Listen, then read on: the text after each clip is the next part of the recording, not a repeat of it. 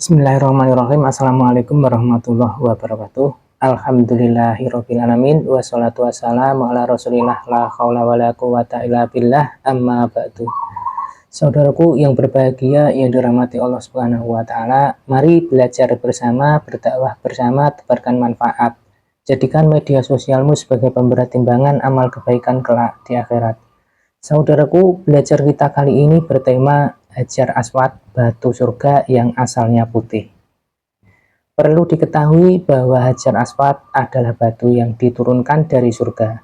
Asalnya itu putih seperti salju, namun karena dosa manusia dan kelakuan orang-orang musyrik di muka bumi, batu tersebut akhirnya berubah jadi hitam.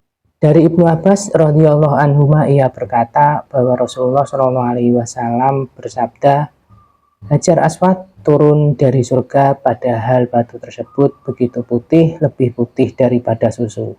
Dosa manusia yang membuat batu tersebut menjadi hitam. Hadis riwayat Tirmizi nomor 877, Sahih menurut Syekh Al-Albani. Dari hadis di atas terdapat pelajaran. Pertama, Hajar Aswad adalah batu hitam yang terletak di sudut tenggara Ka'bah, tepatnya di sebelah kiri pintu Ka'bah, tempat dimulainya tawaf dalam ibadah haji dan umroh. Jarak antara tempat Hajar Aswad dengan lantai Ka'bah sekitar 1,5 meter. Kedua, Hajar Aswad bukanlah batu biasa, melainkan memiliki keistimewaan di mata umat Islam. Rasulullah Shallallahu alaihi wasallam bersabda, Hajar Aswad adalah batu dari batu-batuan surga. Hadis riwayat Tirmizi. Mengingat keistimewaannya batu ini, umat Islam disunahkan untuk menciumnya jika memungkinkan sebagai bagian dari manasik haji dan umroh.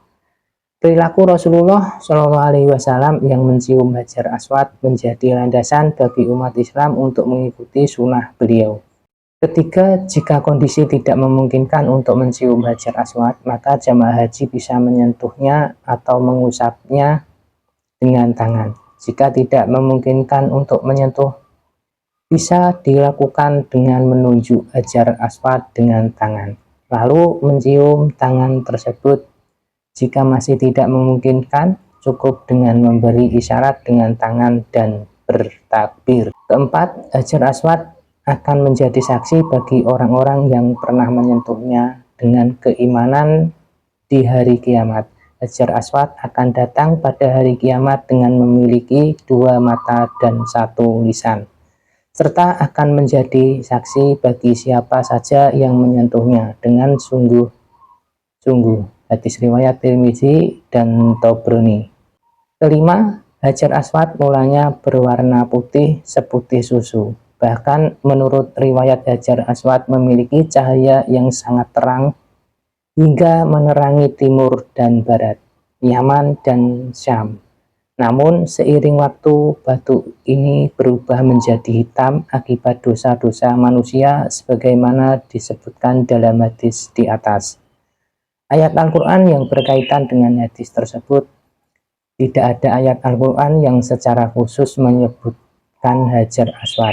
Yang disebut adalah Ka'bah sebagai tempat ibadah dan kiblat bagi seluruh alam.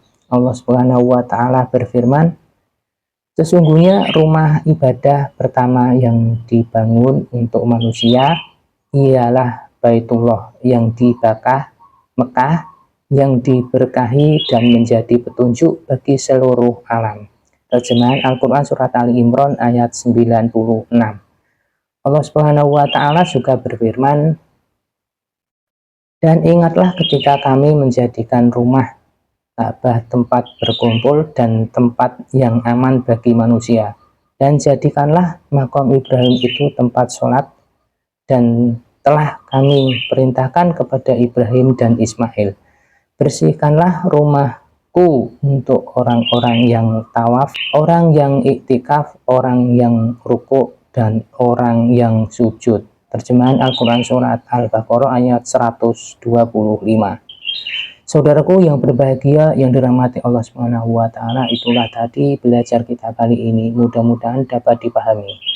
Sebagai doa belajar kita kali ini, Ya Allah, sesungguhnya kami memohon kepadamu taufik, kemudahan dalam mengikuti sunnah-sunnah Nabi Muhammad SAW. Berilah kami kekuatan untuk melakukannya, dan jauhkan kami dari segala dosa dan kesalahan. Amin ya robbal alamin. Barakallahu fikum. Wassalamualaikum warahmatullahi wabarakatuh.